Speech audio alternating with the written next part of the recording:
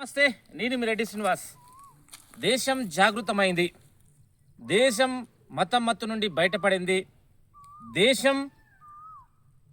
ఈ దేశానికి కావాల్సింది ఏం కావాలని ఆలోచన చేసే పరిస్థితికి వచ్చింది. ఫేస్బుక్, ఇన్స్టాగ్రామ్, ఎక్స్ వేదికగా వాళ్ళ జీవితాలు గడుపుతున్నారని ఏదైతే 1998 నుండి ఏదో జంజీయుగం అని చెప్తున్నాం కదా, ఆ యువకులు ఈరోజు కన్ను విప్పిండ్రు.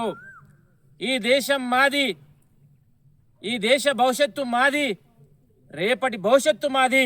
ఈ దేశాన్ని ప్రపంచంలో అగ్రగామిగా నిలబడాలంటే మేమే సాక్రిఫైస్ చేయాలి, మేమే కష్టపడాలి, ఈ దేశాన్ని మేమే రక్షించుకోవాలి. ఒక కులానికి, ఒక మతానికి, ఒక వర్గానికి, ఒక వ్యక్తికి దాసోహం అనే ఒక కళ నుండి బయటపడాలనే ఆలోచనతో ఢిల్లీ యొక్క నడివీధుల్లో ఈరోజు ఉద్యమం ప్రారంభమైంది. అది దేశం మొత్తం వ్యాపించింది. ఈరోజు ఒక కేంద్ర మంత్రిని రాజీనామా చేసే పరిస్థితి తీసుకొచ్చిందంటే ఈ దేశం జాగృతమైంది. ఈ దేశంలో జరుగుతున్నటువంటి ఇది 12 సంవత్సరాలకెళ్ళి మతం ముసుగులో ఈ దేశాన్ని అస్తవ్యస్తం చేయాలనే ఒక కుట్రదారులకు కళ్ళెం చేసే ఒక గొప్ప ప్రారంభం జరిగింది. నిజంగా యువకులారా, ఈరోజు దేశానికి, భారతదేశానికి గొప్ప ప్రగతిని సాధించే సంధి యుగంలో ఉన్నాము. ఈ దేశానికి దిక్సూచిగా కావాల్సినటువంటి, ఈ దేశానికి మెయిన్ పిల్లర్ అయినటువంటి యువకులు ఈరోజు ఆలోచన చేసే సమయం ఆసన్నమైంది. అది ప్రారంభం అయ్యింది.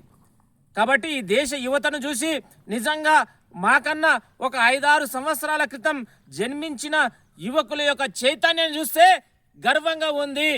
మీరు ఈ దేశం కోసం చేసే గొప్ప త్యాగం చరిత్రలో నిలబడుతుంది.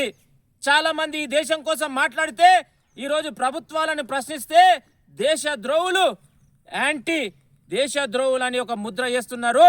మీరు ఆ రోజు దేశం కోసం, ఈ దేశ స్వతంత్రం కోసం పోరాటం చేసే భగత్ సింగ్ని ఇట్లా ఈరోజు దేశద్రోహులు అనే ముద్ర వేసిండ్రు. తర్వాత ఏదైతే ఈ దేశంలో ఉన్నటువంటి అరాచక శక్తుల గురించి మాట్లాడితే ఈ దేశంలో ఉన్నటువంటి ఏదో ప్రజాస్వామ్యవాదులను నక్సలైట్ అన్నారు. ఈరోజు మనం మాట్లాడుతున్నాం, మనల్ని ఇట్లా దేశద్రోహులను ముద్ర చేసినాయి ఈ సన్నాసులకు ఈరోజు ఈ దేశంలో ఉన్నటువంటి యువత సరైన గుణపాఠం చెప్పే సందర్భం వచ్చింది. సెల్యూట్.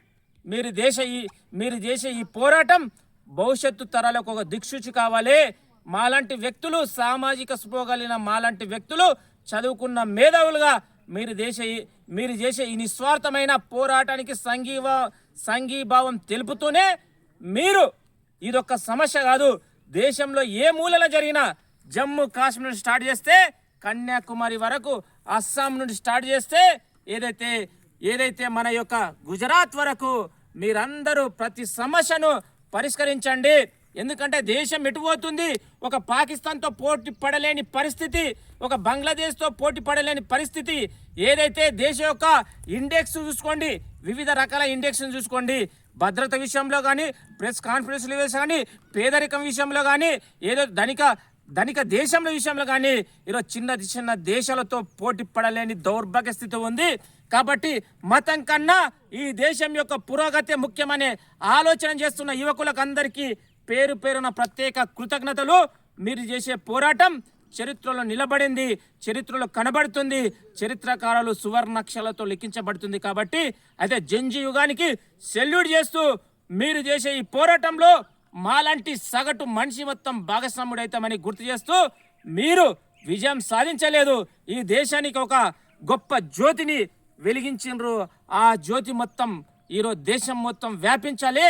ఆ వెలుగు ద్వారా అమాయకుల బతుకుల్లో వెలుగు రావాలని గుర్తు చేస్తూ సెల్యూట్.